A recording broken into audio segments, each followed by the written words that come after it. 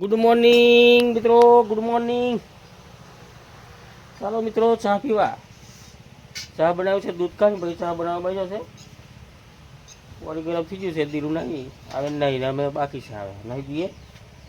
પછી ખેતર જ જવાનું છે અમારે, બીજું કંઈ કોમ નહીં. ખેતર જવાનું છે, નીંદવાનું છે કપા, પણ પેલો હજુ નાસ્તો કરી લઈએ ને ખાય હારે જ જવાનું છે. હું આજે ઝાપટું પડી ગયું વહરાત, અમે શાકભાજી બેનવા જેનો વહરાત પડી ગયો એટલે પછી વિડીયો નહીં બનાવ્યો તો ખેતર જવા દઉં. ખાસું મોટું ઝાપટું પડી ગયેલું.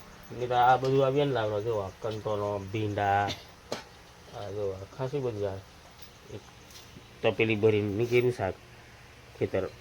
ઝાપટું બરાબરનું પડેલું હોય એ સારું થયું, પણ ઝાપટું પડી ગયું તેવું ખાતર નાખી દીધેલું કપાસણ એટલે ઓગળી ગયું, સારું થયું હતું. તો ચાલો મિત્રો ચા પીવું તો ચાલો ચા પી લઈએ. મિત્રો કંટોલા કાપીએ છે, કાલે તોલ લાવેલો નજીકો ખેતરથી, અને ભાત બનાવવા કરીએ છીએ. રોટલો હા રોટલા પણ ભાતો બનાવવું પડશે ને. ખીચડી બનાવી છે ખરા, દીરુહોની હાંડી છે એટલે, અને મકાઈના રોટલા બનાવી દઈએ અને ભાત બનાવી દઈએ. હા સોરી કંટોલાનું શાક. પણ નાસ્તો વાસ્તો કરીને સવારે બનાવેલી કે નહીં? હા ખીચડી સવારે દીલું માટે બનાવેલી, અને અમને રોટલા શાક બનાવવા કર્યા છે. એટલે દુલાન હો રોટલો શાક જ આવશું કે સારું પણ નિહાર લીધું રોટલો ચાલશે, વાંધો નહીં. તો હવે આ બનાવી દઈએ. અને મિત્રો રોટલા બનાવી દઈએ, શાક બની ગયું છે. હવે દક્ષા રોટલા બનાવ્યા છે, ગેસ પર જ ચેકી દે, ચૂલા પર શાક મેળવું એટલે ઉતાવળ કર્યું બધું બનાવી દઈએ. એક તો હવે અમારે બરાબર કોમ આવી ગયું, દોડ થઈ ગયું કોમ નહીં. આ ટાઈમે જ અમારે બરાબર દોડ થઈ જાય. હવે કપાસ નીંદવાના, એક બાજુ લાકડું જોયેલું છે, એક બાજુ પેલી બાજુ કપાસ નીંદવાના છે.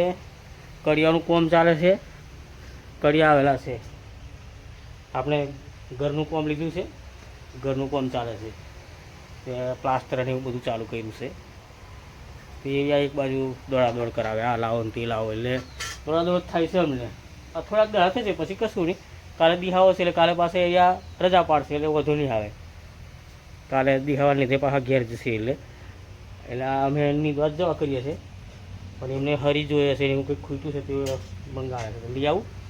નીંદવા જવા કરીએ, નાસ્તો કરી લઈએ.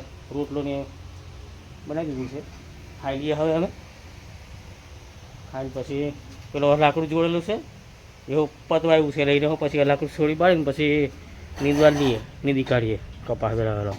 હવે વાતાવરણ જો આ વરસાદ આવે એવું લાગે છે. આ બાજુ બરાબર વાદળ થયું છે, આ બાજુ ખુલ્લું છે. રોજ જ વરસાદ પડે પણ ઓછું પડે એમ છે, ઝાપટું પડી નાખી જાય છે એટલે સારું છે, એટલું બધું નહીં પડતો. અને એટલો જોઈએ હો પાછો હા પૂછો બંધ થઈ જાય તો પાછું નહીં મજા.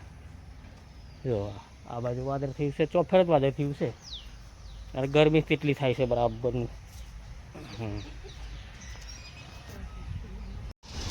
મિત્રો જો આ આપનું ઘરનું પ્લાસ્ટર ચાલુ કર્યું છે. જો આ બહારનું પ્લાસ્ટર કરાવીએ છીએ. આ મેં તમને પહેલી વાર આ ઘર બતાવ્યું છે, સરપ્રાઈઝ આપવાની હતી તમને મિત્રો, એટલે હવે કમ સરપ્રાઈઝ આપીએ એમ. જો હવે આ બહારનું ને ઓટલાનું પ્લાસ્ટર થઈ ગયું છે, કોમ ચાલુ જ છે. કડિયા આવેલો છે, એમ તો 3 કડિયા છે, પણ અમને એમાં દિહાવો કરવા જેલા છે. અમને એક જ જણો છે, બીજા બે જણા ઘેર જેલા છે. જો આ દરવાજા બેહાડવાના છે. આ બાર હાકો બેહાડ્યો છે, દરવાજા બેહાડવા છે. ઓટલાનું પ્લાસ્ટર કરી દીધું છે. જો હા કમ્પ્લીટ તૈયાર થઈ ગયું છે. હજુ અંદરનું બહારનું આ બાજુ બધું બાકી છે, એ તો કરશે. પહેલું આગળનું બધું પતાવે છે. વરસાદ પડે એટલે અંદરનું પ્લાસ્ટર કરે, વરસાદ રહે એટલે બહારનું કરે. આ જો આ પટ્ટો પાડવાનો છે. અહીંયા પટ્ટાની ડિઝાઇન આપવાની છે એટલે આ કરે છે એમ. પટ્ટા પાડવાનો છે, ડિઝાઇન પાડી દઉં કે નવરો મેં કીધું પાડી દે. ચાલુ કર્યું છે એને. જો આ ચોફેર પટ્ટા પાડવાના છે.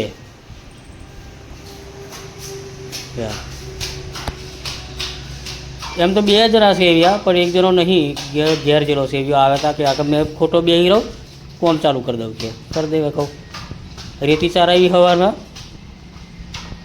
પછી આ કોમ ચાલુ કર્યું છે. જો પેલું મસ્ત પ્લાસ્ટર કર્યું છે. હજુ ઉપર બધું ચણવાનું છે, કઠેરી ચરવાની છે ઉપરની, બધું કરવાનું છે. આ રેતી હજુ લાવી પડશે એમ લાગે છે, પણ જો ને હવે થઈ રહી તો હજુ આ બહારની દિવાલ આ પ્લાસ્ટર કરવાની છે, પેલી બાજુની અને આ બહારની, પેલી બાજુની હોય બહારની અને પાછળની બધું બાકી છે.